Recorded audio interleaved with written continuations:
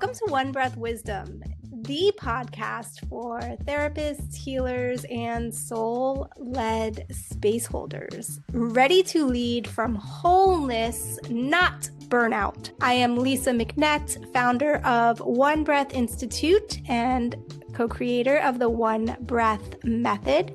Each week, I will be sharing trauma-informed insight, somatic tools, and real stories from the healing path, sometimes solo, sometimes with our co-founder, Deborah Dickey, and sometimes with special guests walking this path in their own powerful way. Together, we will explore how healing, embodiment, and presence can transform the way we live, lead, and care for others without losing ourselves.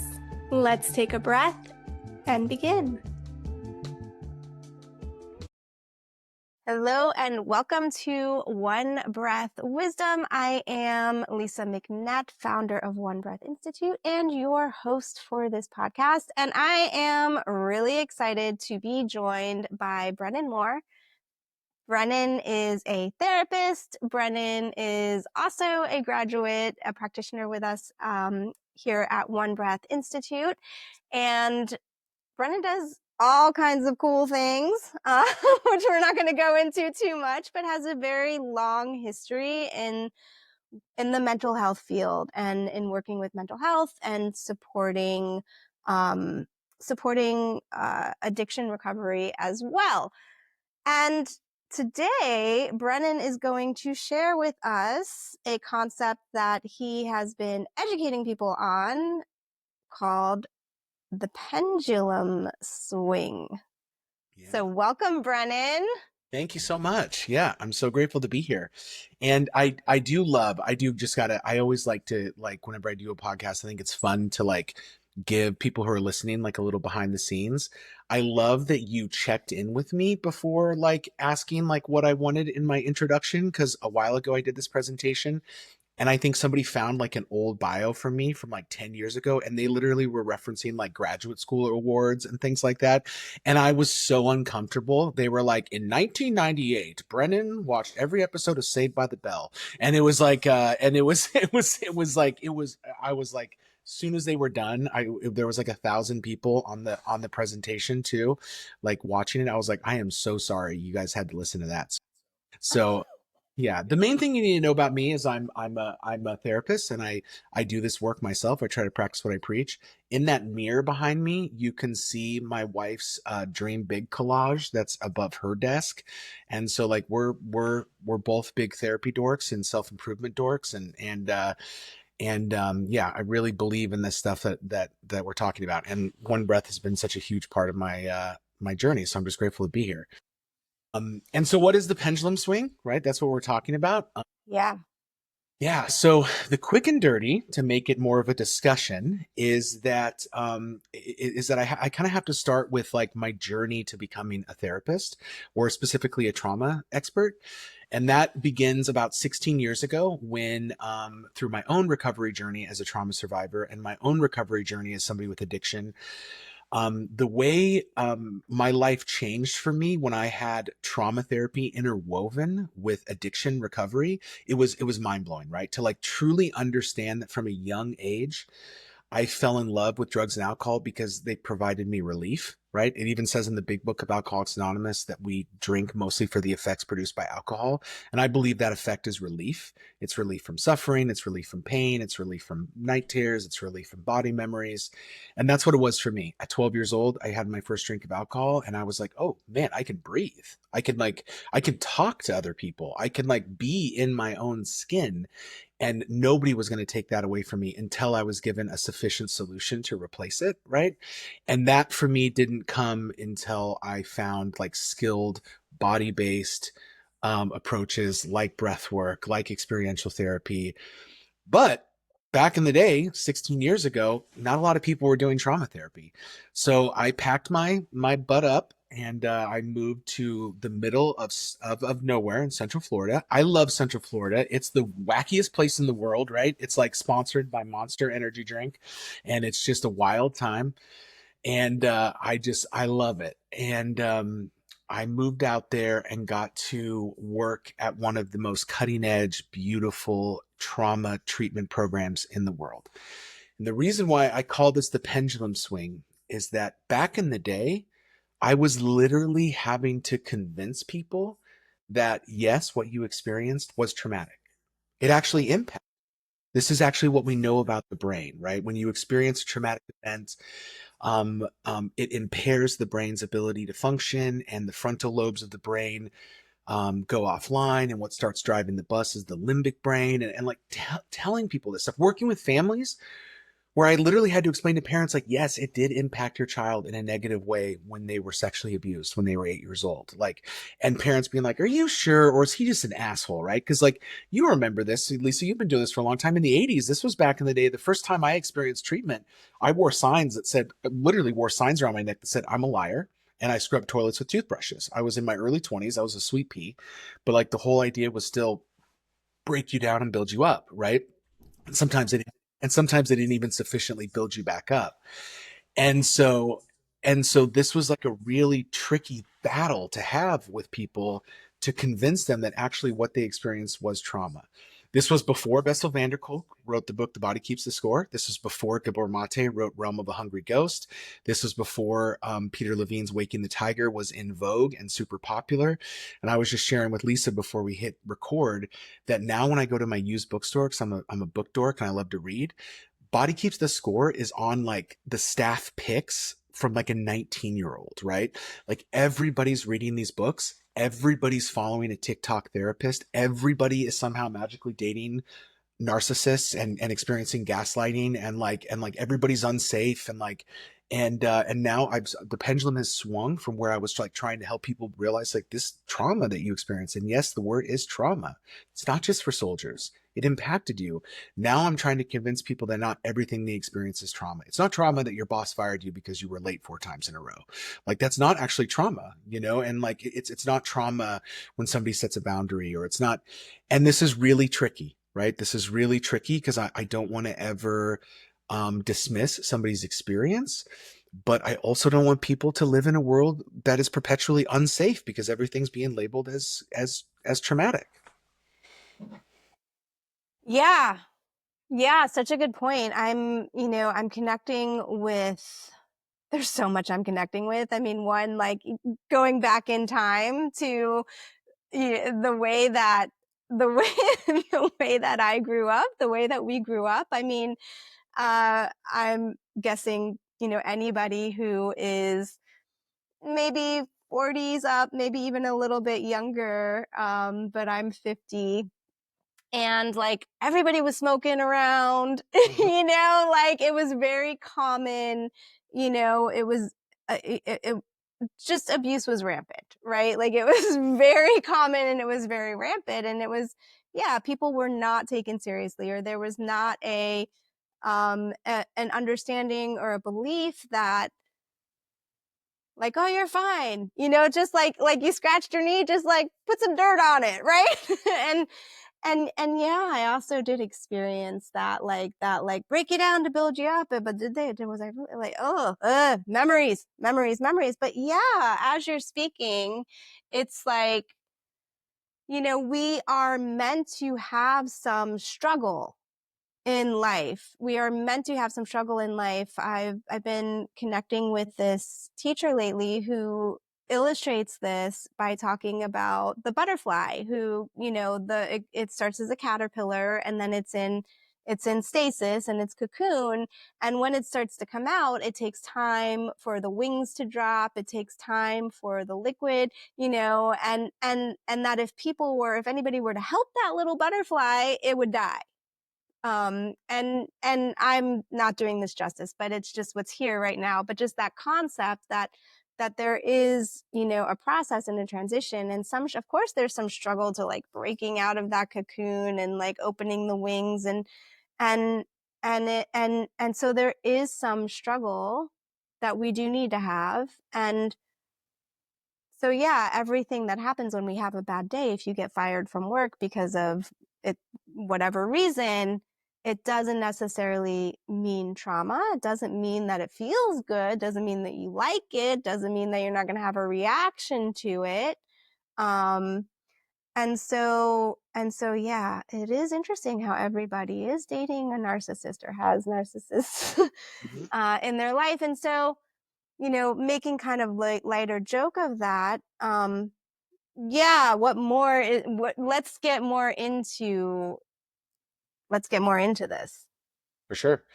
Well, and it's really interesting. Like, I love that you're kind of bringing up some of the generational differences, right? Because I think, we have to be careful, because as soon as you start saying things like, hey, we used to just kind of rub dirt on it and stuff like that, right? Like, somebody always from the back yells, okay, boomer, and by the way, I'm an ancient millennial is what I am. So I'm not a boomer. I'm right at the cutoff of millennial. And I'm not saying that we want to get back to like bootstrap mentality, not at all. I think that, like, you have to understand some of the history of psychotherapy and psychology to understand, I think, some of these trends, to be honest with you. And because psychology is a young field, right? And before these two theorists by the name of Bowlby and Ainsworth, if you want to go back and look at some of the kind of foundational theory, they basically coined a very popular field of psychology now called attachment theory. Right. And everybody knows about attachment theory. Everybody will come up to you and be like, I'm secure, I'm avoidant, but a lot of times, again, this is part of the problem. They read the Cliff Note version and they don't really understand what it means. But this all stems from a real pushback that psychology had, because, like, before the 60s, it literally was taught that you should not love your child too much. That if a mother gives too much attention to their child, they're going to make them soft. They're going to make them unresourceful. They're going to, like, all these kind of things. So it's like, I think we got to give some of the older generations a little bit of credit. They were literally being told to not parent closely. And there was this real belief that, like other animals, all we really needed was nurturance. And a parent could basically be doing fuck all, but as long as they, like, gave us the bottle, then we were fine. And there was some famous research people know, right? The wire monkey that had no fur on it versus the wire monkey that had fur, right? The monkey would snuggle up to the wire monkey with fur on it because it wanted nurturance, it wanted, like, actual hold me nurturance, not just, body bottle nurturance. And so what the attachment theorists started telling us was, like, actually, no, like, what we need is a secure base. What we need as children is to know that, like, somebody can see me, somebody can hold space for me. Doesn't mean we need to be perfect parents. Doesn't mean that we need a parent that, like, knocks it out of the park all the time. But we need to know that, like, if I need help, they're going to be there. If I need support, they're going to be there. And then the pendulum swing happened, right? To now, I am working with more and more parents than ever who are terrified to confront a loved one, right? That are like terrified to get into conflict, or terrified to get cut off, to have their kid be like, no contact, right? And I work with more and more clients who have really unrealistic ideas of, like, sort of the perfect parent that is supposed to show up and things like that. So it's exactly what you said, Lisa. Like somewhere in the middle is where we need to be. I am not suggesting that we go back to the just like, oh, the baby's crying, like, here's some rocks and some dirt, but, like, also, this issue with over accommodative parenting is, like, really, really problematic too. Like the sort of, like, whether it's the everybody gets a trophy mentality, or like I don't want to, like, let my kid experience any pain or disappointment. These are dangerous extremes to be living in. And I think we as a species have a hard time sometimes living in the middle.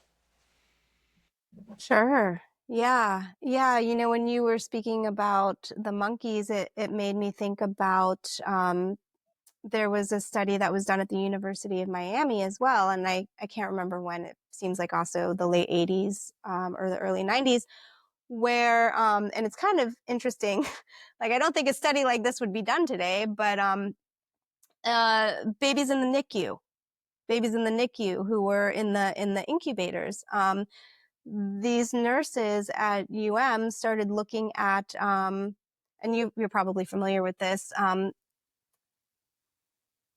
Some of the babies they would take out and they would give physical contact to, and they would, touch and massage. And then some of the babies they would not give physical contact to. And so what they saw is, through that nurturance, like you're speaking to, and through that physical contact and connection, those babies were thriving more. Those babies were growing more. Those babies had more healthful success rates. And so with the attachment theory and with, I really have empathy for the parents who feel afraid of being cut off by their children, feeling afraid to have any sort of conflict.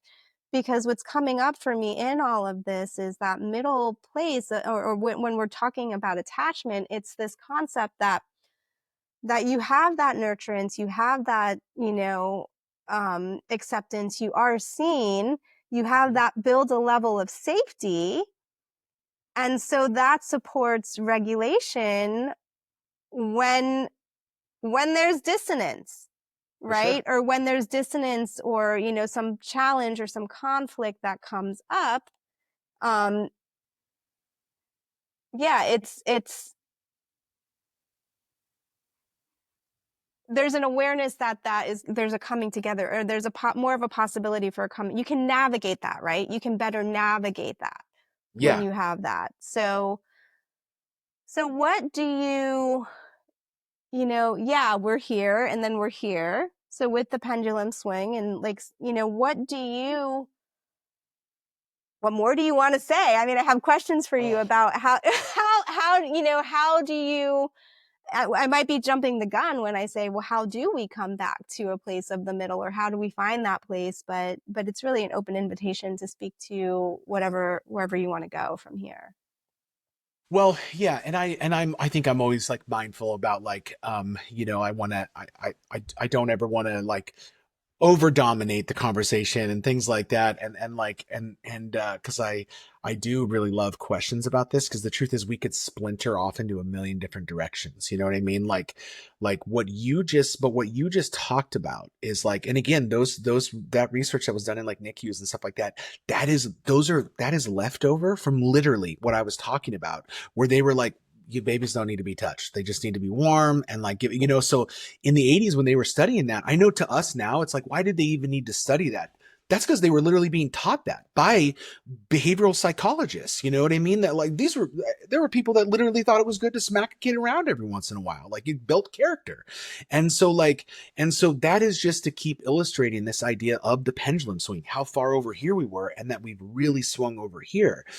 Because like I do think the one thing I do really want to speak on is like again going back to when I was having to first convince people that what the experience was trauma 15, 16 years ago. I mean, I remember having to convince, I did a series of retreats for the teachers that were in the Parkland shooting, which is a very famous shooting in Florida, right? It was the largest mass shooting for a long time, and I worked with teachers who were shielding children with their own body, and the kids were killed around them. I was still having to convince them that that was like a trauma that impacted them, and that was just in 2019. So this swing, it's always been moving this way, but in the last few years, I think some of this is COVID, and some of this is like I think we've all been under a lot of stress and pressure. There's all sorts of interesting stuff going on politically, and the news is more stressful than it's ever been before.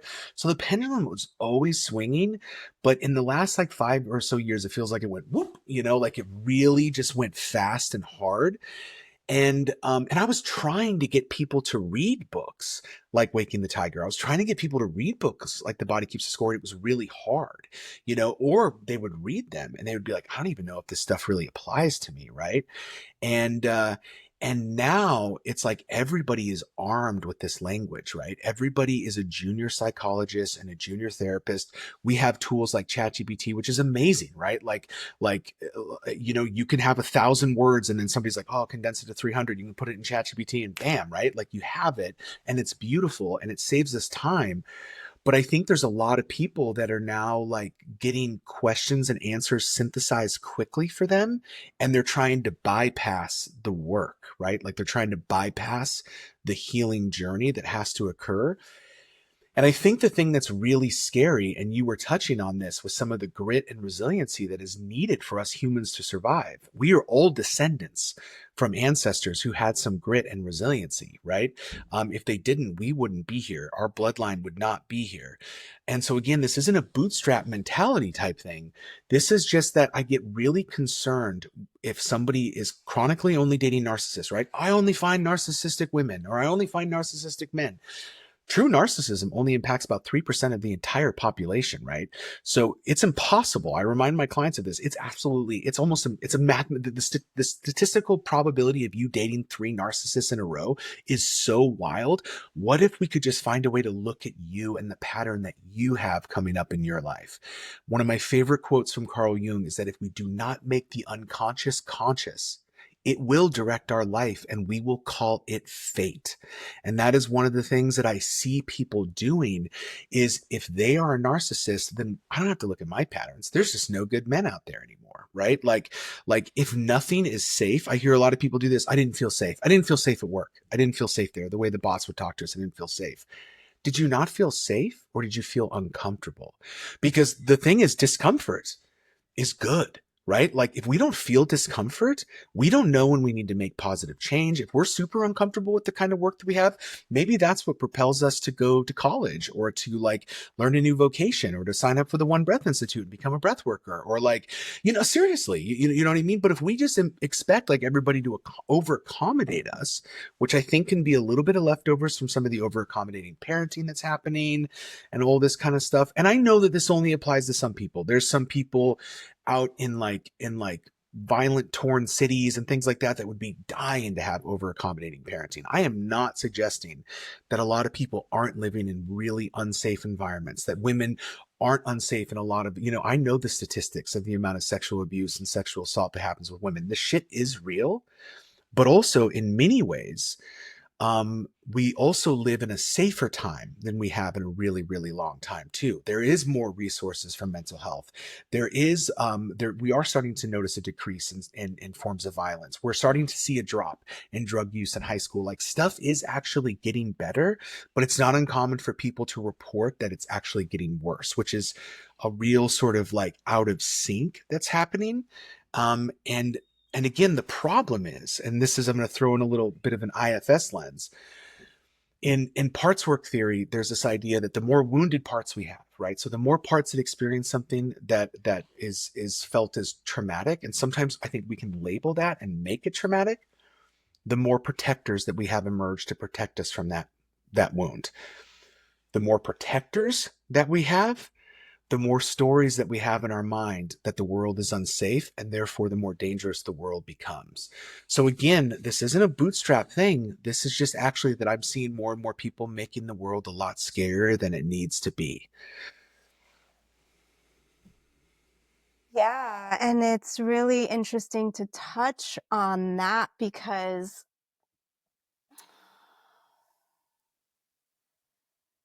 it's a projection on the TV screen, It's a projection. I haven't owned a television for most of my adult life. I've never had cable, and now it's not even about cable anymore. It's right. The social media that we are like locked into. Um, I like to speak about social media. I'm just going to throw it in here. It is an algorithm. It is an algorithm. So it is going to feed you what you are consciously aware, what maybe not even that you're consciously aware of, but it's like anything else. Like when we go into our life, around in our life, and we meet people in our life, and we meet certain situations in our life, or we, have these scenarios play over, we're attracting those based upon our level of consciousness, our level of experiences, our protectors to bring in that piece. And your social media is the same, but a lot of people I don't think realize that. And cause, I have people say to me all the time, like, how like you saw this, and this on social media. And I'm like, no, because I have my social media, like I see kittens and puppies, like all positive things. And it doesn't mean that I am immune to things that are going on. I seek out with intention to be aware of what is happening, but I do not allow myself to be perpetually fed fear and injustice and like danger, danger, danger. Because that is not healthy for anyone. For sure. Yeah. And so with that, I'm speaking to that because that danger, danger, danger, if we're constantly engaging with that, it reinforces the idea or the belief that the world is like worse than it's ever been, right? Or things are going into a more dangerous direction when statistically speaking, yeah, it is a lot safer than it used to be. I mean, let's go back to the Roman times, like when women were stoned in the streets and whatever. But, there are statistics out there pointing to the things that you said, less drug use in by high school students and things along those lines. But for whatever reason, those things, I'm not going to go into the reasons. I don't even know if I know the reasons, but those things are not brought into most people's conscious awareness. And I think that is unfortunate. Yeah. Well, you're touching on something I think very critical to this phenomenon of the pendulum swing, and it's a social psychological concept called confirmation bias, and because we all have a lens through which we see the world, right? And like that's one of the main things I try to remind my clients of is like in my private practice, and I work a lot with mostly therapists who helping them move through their trauma. I am very clear that like, hey, you have trauma. A lot of times, 90% of the people I work with are diagnosed PTSD, like hands down, no brainer. And I have to walk this line of being like, hey, you have trauma and we're going to walk through it and we're going to process it in experiential ways, from EMDR to breath work to this is why I do my monthly breath work groups, right? Is to make it accessible and affordable for people. And like 3/4 of it are clients of mine that go, so it makes their treatment more robust and makes their therapeutic journey more robust. um but I also remind them, and like we've got to like orient towards solution. Like we've got to remember that trauma recovery is like learning how to live life, right? To remember that Brene Brown concept of like we can choose courage or we can choose comfort, but we cannot choose both, right? And so like we still have to choose courage, and it's very fucking hard because the confirmation bias, when these kind of theories were really starting to like be studied more and things like that, 50, 60, 70 years ago, you had to put effort in to have a confirmation bias, right? Like if you only wanted to kind of see, hear, and experience what you wanted to see, hear, and experience, you had to really kind of isolate yourself from certain friend groups. You had to like walk down this hallway versus that hallway because that hallway was the junior Democrats and you didn't want to hear their bullshit or whatever. You know what I mean? Like you had to like put some effort in to not being exposed to conflicting ideals. And now it's the algorithm. You know what I mean? Like if you want to think one thing about this thing or about this person, that's all you're going to hear. That's all you're going to see. It's going to feel like everybody else feels the same way as you. Your TikTok is going to be filled with people talking about narcissistic men or women. And so you're going to be like, I don't care what Brennon just said. They out there. It's happening. Something happened. It's Tinder created them. You know what I mean? Like it's like it's you will the story that you have will be confirmed 110%.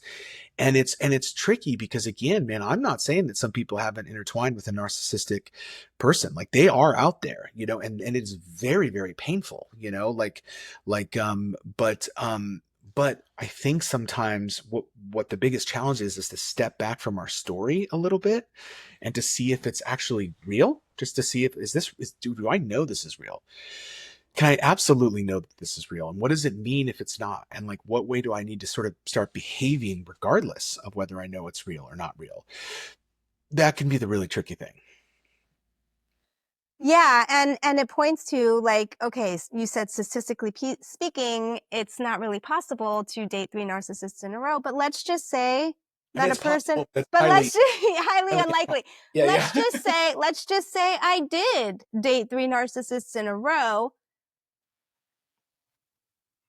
There's still something about me that said yes to that, or that did not recognize it for what it is when I got involved in that relationship. And so that's where I feel like you're coming to like this solution and this like stepping back and like questioning what's true is that looking at, you know, I'll throw out this concept that we are responsible for creating our own reality, and And that doesn't mean, I'm throwing it out there gently, because it doesn't mean that we are responsible for necessarily the times where we were victimized, right? The traumatic experiences that we had, especially when we were young.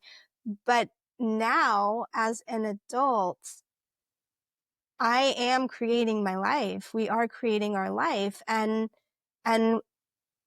the way that we can take responsibility by really going inside, working with somebody like yourself, or doing some of these internal introspective practices, and getting really curious about, why is this happening? How am I contributing to it, so that I can take my power back and create something different? 100%. I mean,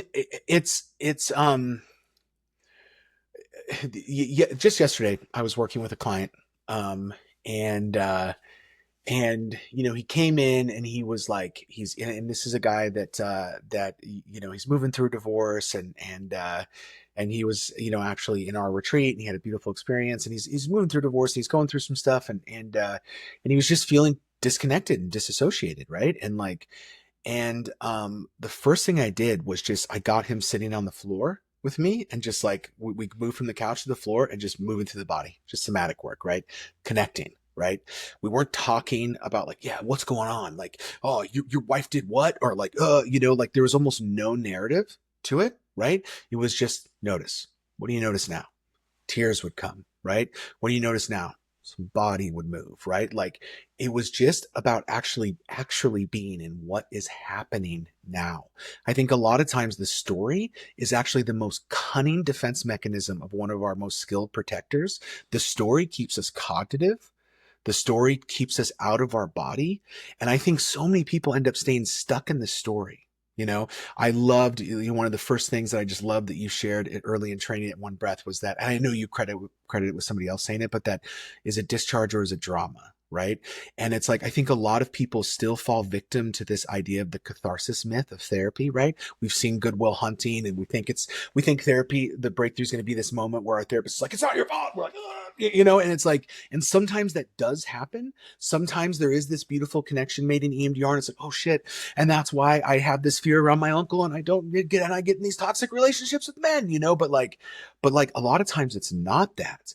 A lot of times it's like a quiet recognition of what's going on in the body, the ability to sit with it and move with it and let emotions actually come up, versus doing what we do every day, which is get on this thing and then not feel our emotions, right? So we feel like we're about to cry. Oh, I'm going to get on Instagram, or I'm going to, send 19 emails that don't need to be sent right now. I fall victim to this all the time. I want anybody listening to know I'm not some guru.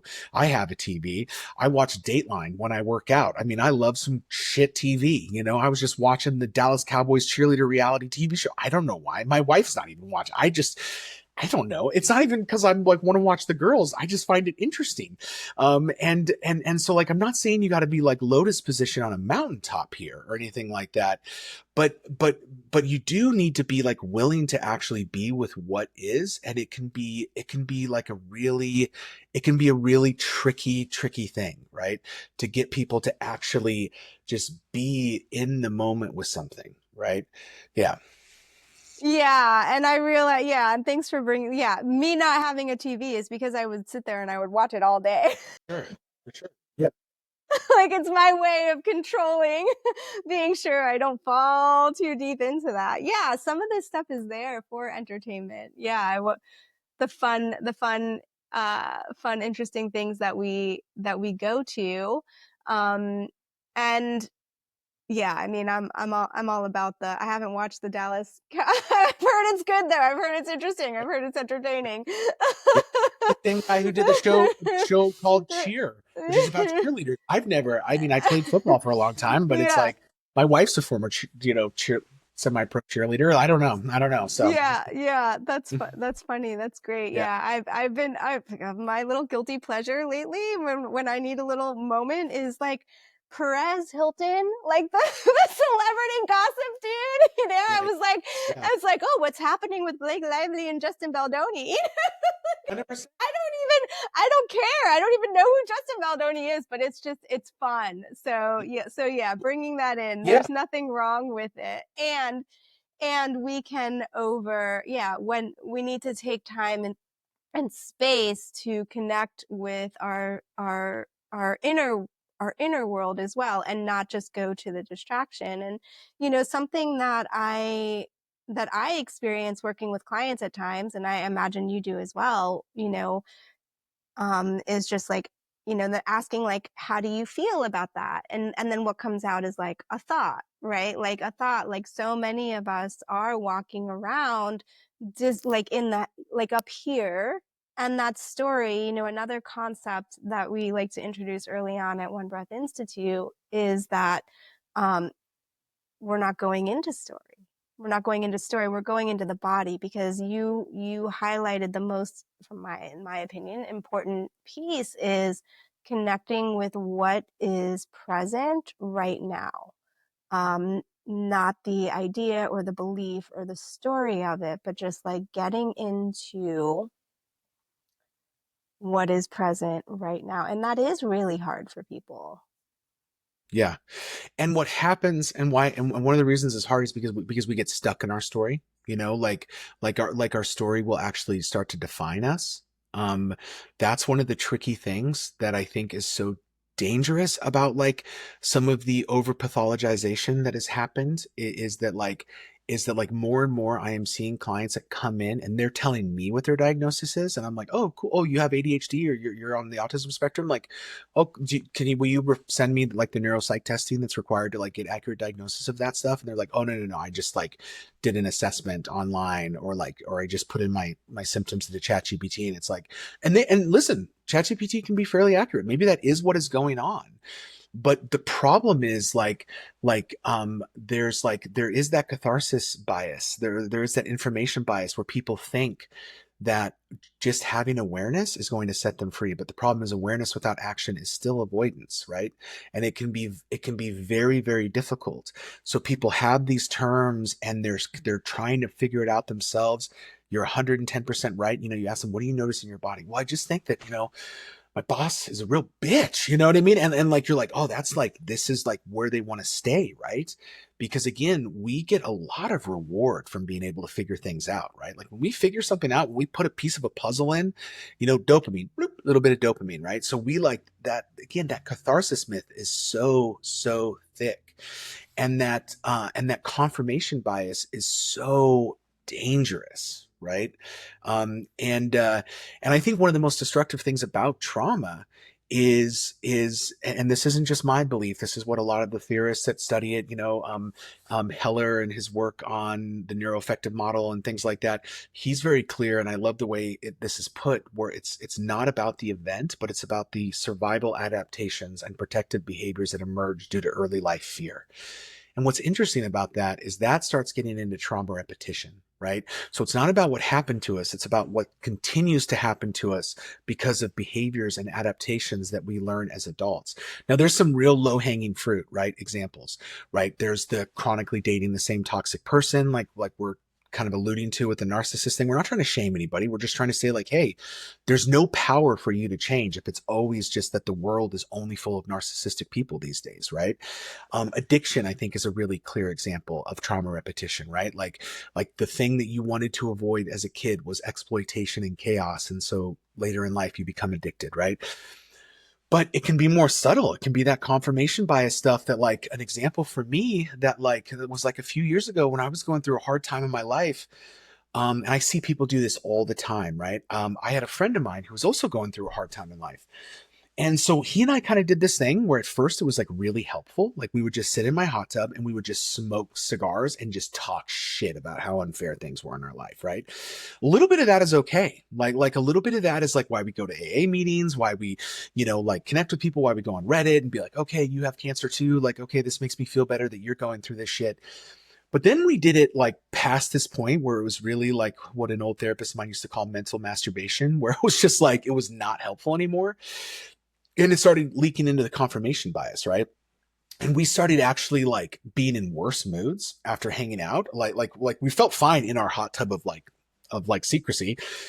but once we got out, like we were just like more depressed because we just sat there for an hour and a half smoking nicotine and confirming that the world sucked. You know what I mean? And then that would carry into our dreams, and that would carry into our waking life. And like, and just like it's easy, you know. And I'm somebody that's been studying this stuff for a really long time. I knew better, right? But that confirmation bias and that the power of trauma repetition is just, it's what makes this stuff so nuanced, right? And it's hard, and it's really hard sometimes to let clients know that, like, I'm not telling you I'm not interested in your story. I'm not telling you your story is not important.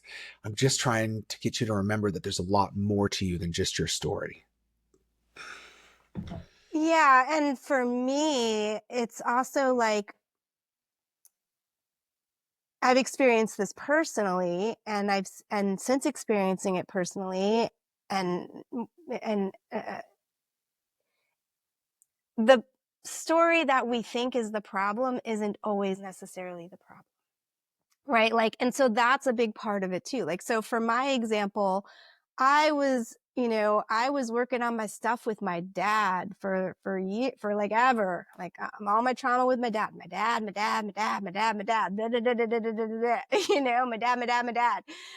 And then it was in one of my first breathwork sessions, my first really embodied breathwork sessions, that I connected with something way deeper, something way more traumatic, something that I had not even talked about with people because of how much shame was connected to it. And it was like in that unveiling, and in that not just that moment, but those like 24 to 48 hours of like connecting with this opening, it was like that stuff with my dad is done.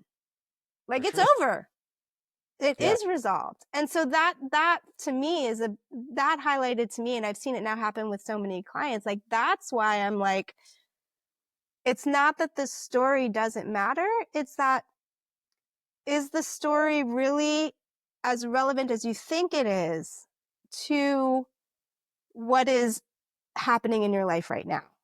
yeah, It may be, and it may not be. When we really get into the body, it could be something else. for sure. Yeah, yeah. Yeah.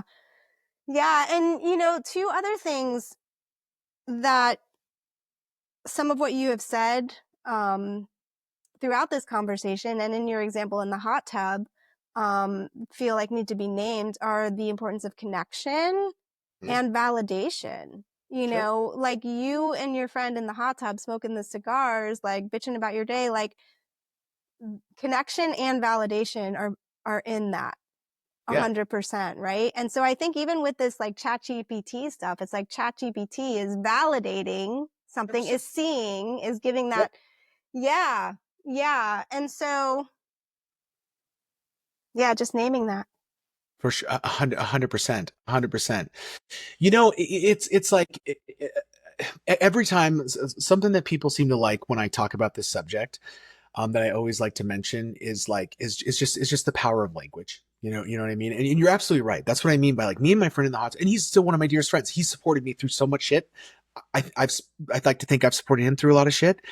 But when it's effective, right, is when you're being mindful of language, right? Like, so you could do a little bitching, but can you also switch into some solution? Can you switch into some resourcing, right? Like, that's even a theory in somatic experiencing, right? Like it's called pendulation, right? Like, so you're supposed to go into the shit a little bit, like, so you feel the shit, but then you go back out into a resource, right? So like, so if you're feeling the knot in your stomach, thinking about talking to your dad, then you also be like, okay, what else do you notice? Like what's a part of your body that feels okay? Or good even. Oh, my shoulders feel like pretty relaxed. Just notice that. All right, now let's go back to thinking about your dad. Like you bring in some sort of resource, right? And but what happens is the way that we story things becomes our reality, right? It's that old saying from the Talmud, right? We don't see the world as it is, we see the world as we are. And one of the examples that I give is like part of the over pathologization that's happening is with language, right? So like how often people say to me, like, I'm depressed, right? This is very interesting, right? Because depression is a diagnosis, right? Very different to say, like, I'm sad. I'm just feeling really sad lately. I'm feeling really sad. that my dog's getting older, yeah, it's kind of bumming me out.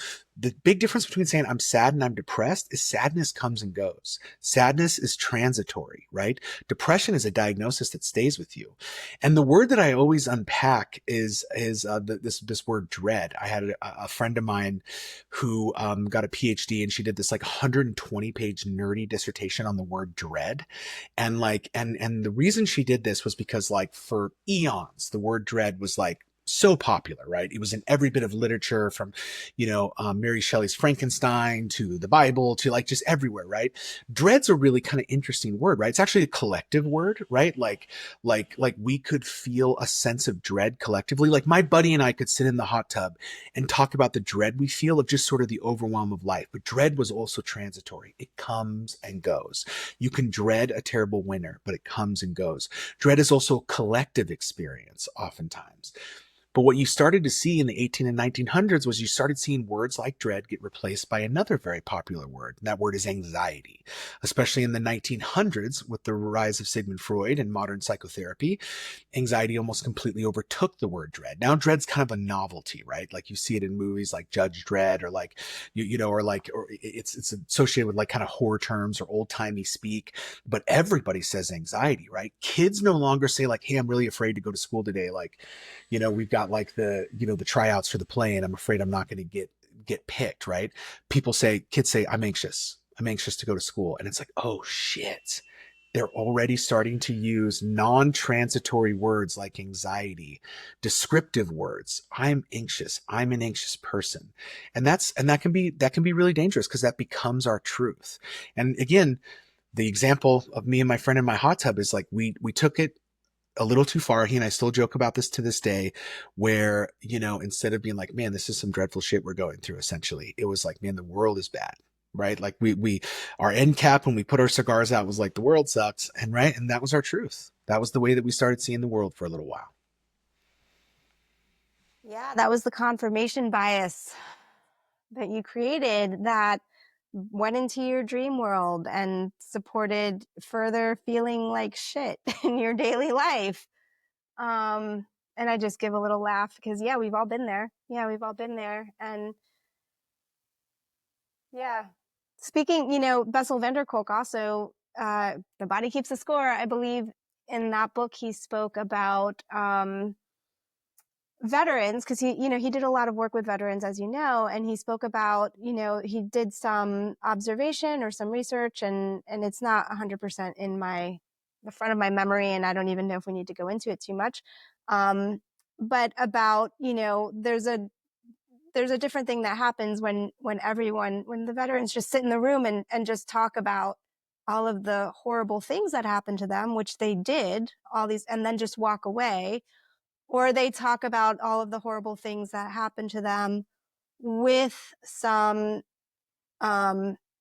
integration into healing from those experiences as well. And that's just the way I'll put it. And I had the opportunity to experience that too in veterans work that I did. It's like seeing how there's like, I can see it, and you probably can see it too, of when there's like a disconnect and now I'm just in story, and it's like, okay, wait, let's stop and let's take some breaths and let's just drop in, and just dropping into the body and giving some silence and coming to like what's happening right now is powerful enough to help shift just from like the bitch session, right?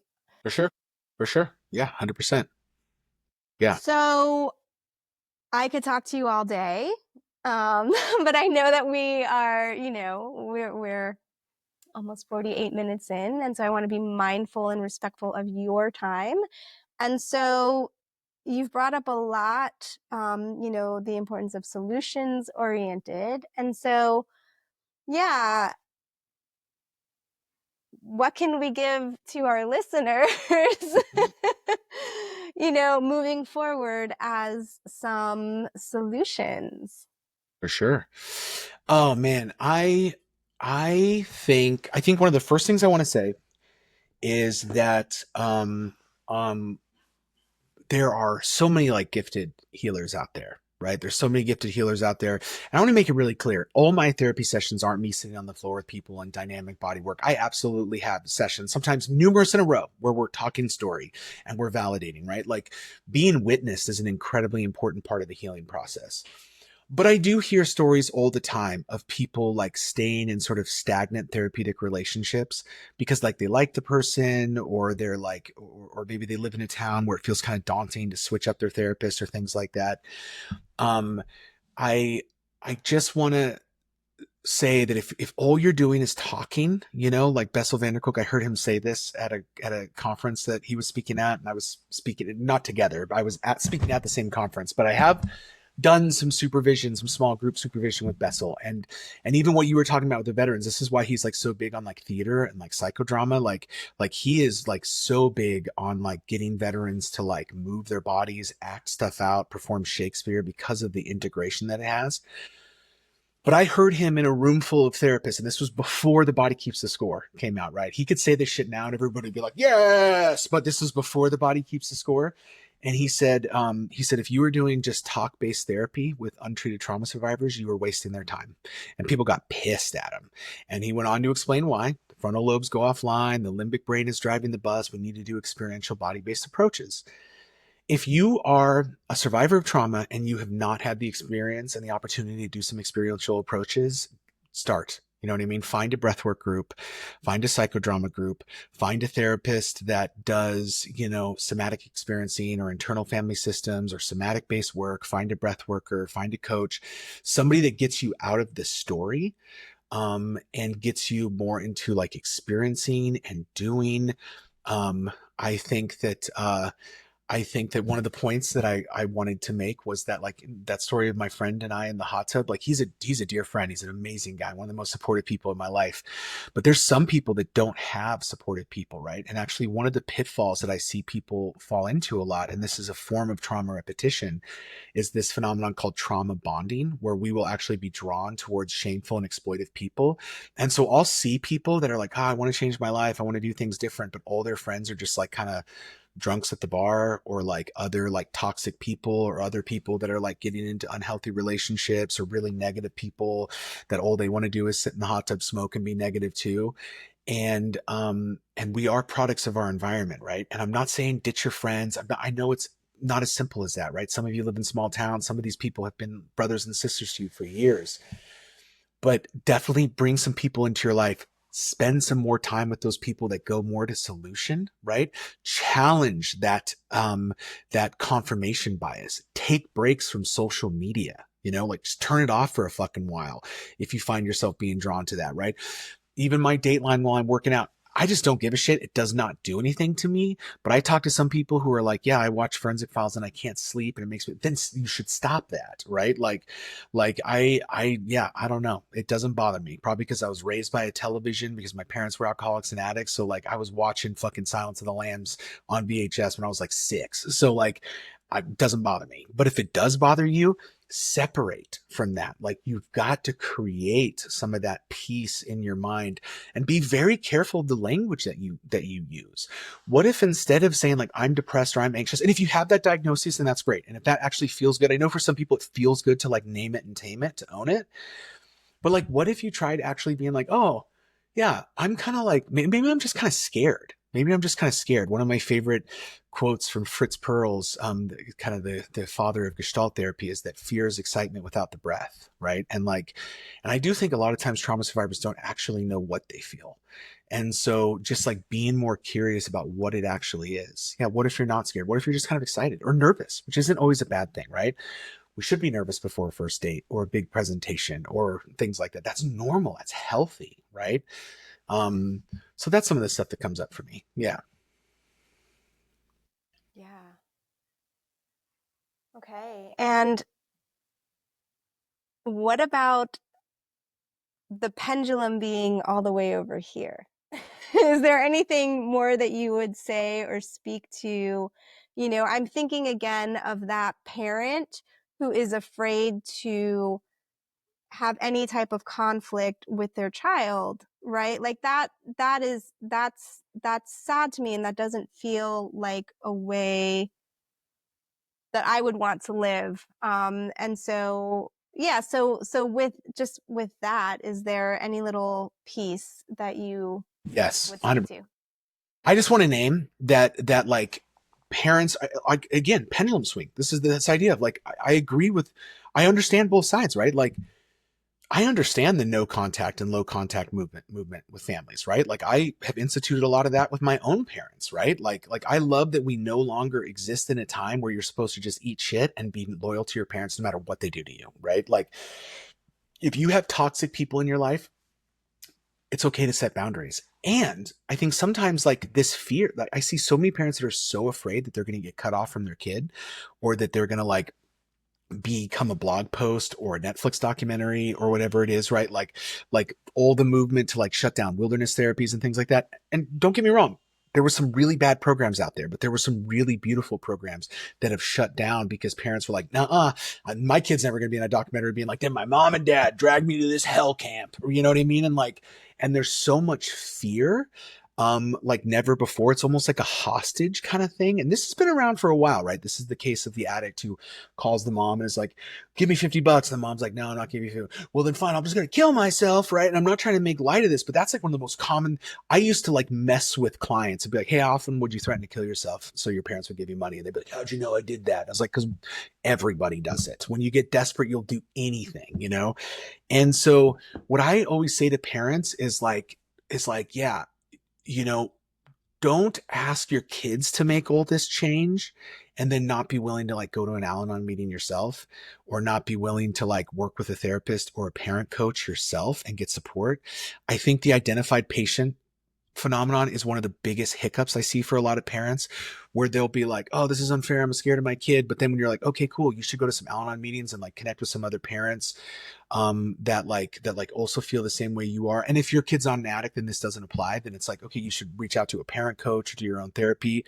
Sometimes there can still be this mentality of like, well, I don't need to change. They need to change. You know what I mean? And it's like, that's not how it works. The change comes from within you, right?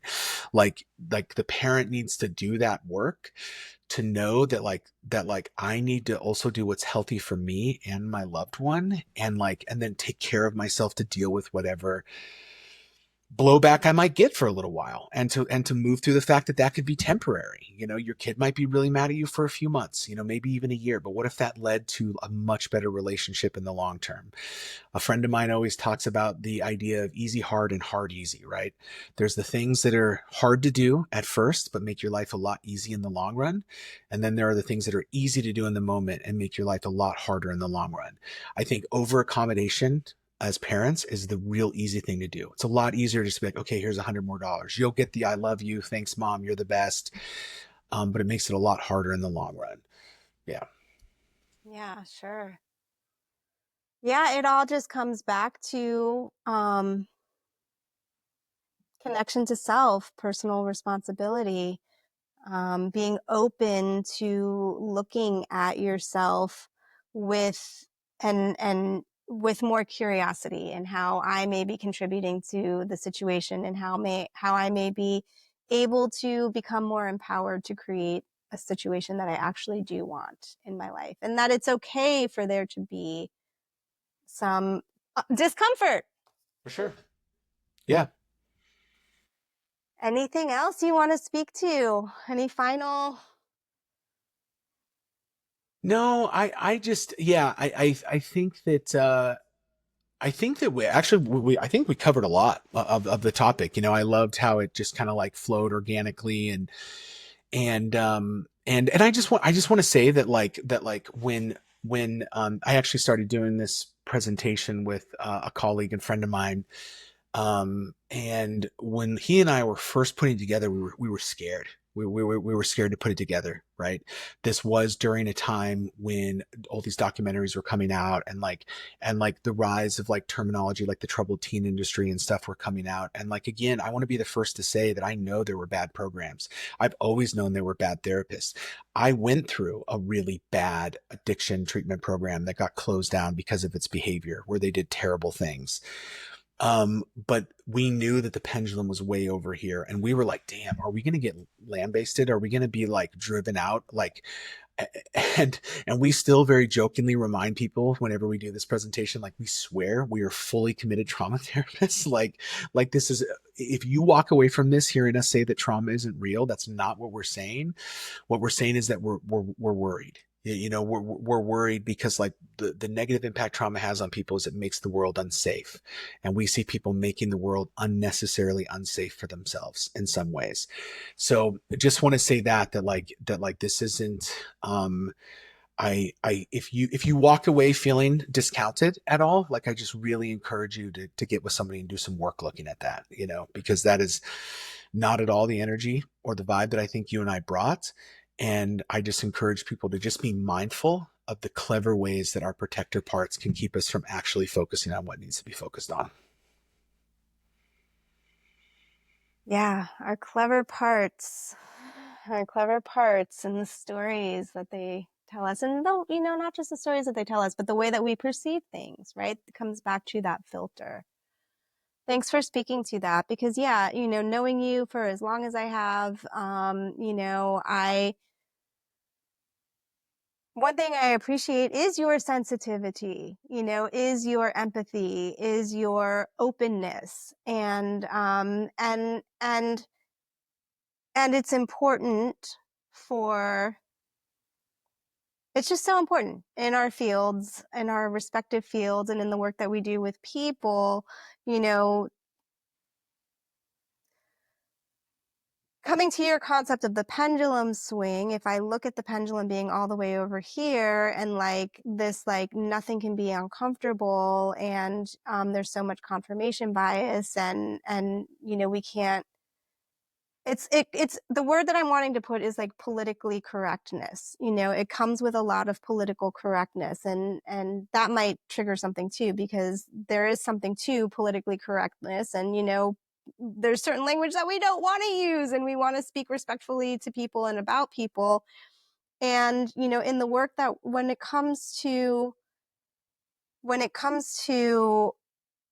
the word that's coming up to me is psyche, and psyche, you know, is like the root of psyche, if we go back to ancient Greek, is the soul, and is the life force energy, and even the breath, you know, the breath.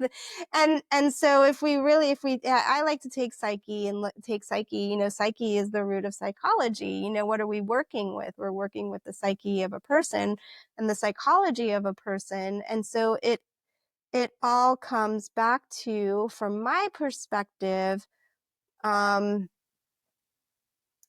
what is real and what is true now, like coming into that connection with the body, and getting really curious about, and getting really, you know, getting like really just curious about, you know, instead of being in story with. And so I guess what I'm trying to say is, um,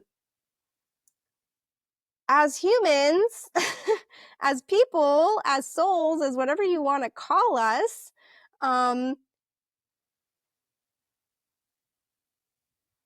our evolution depends upon curiosity and resilience. And so we need to talk about these things. Yeah. Yeah. Yeah. And curiosity and resilience, which could also be called perseverance.